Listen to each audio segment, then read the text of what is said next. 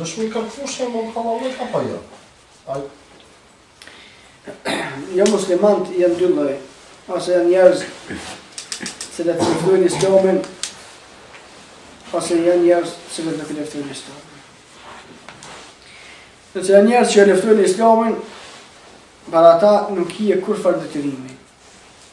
As nuk njihet në hak atina, as kur gjë dispozita tjera për ta. Nëse është njëri qafir, po është njëri normal i thjeshtë që nuk i bën kurfar pengesë Islamit, ka kurfar pengesë dinit, atëre për këto ka detyrime. As nuk lejohet me rrejt, as nuk lejohet me vjedh, as nuk lejohet me dëmtu, as nuk lejohet me i bë keq kur gjë.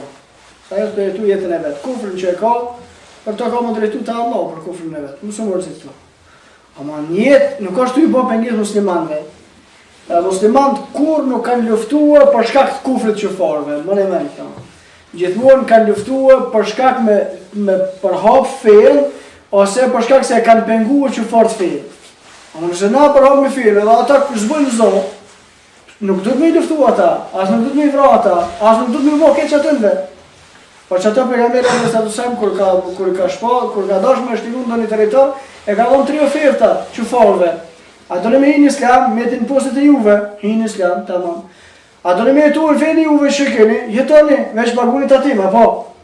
Në thonë nuk e mytë pejgamberi sallallahu alaihi wasallam as muslimani, një kafir i cili nuk është penges, as nuk është luft kundër Islamit të muslimanëve. Atëra nëse kjo është një njeri i thjeshtë, kjo është dëmtue, nëse është dëmtue pasonit me këty.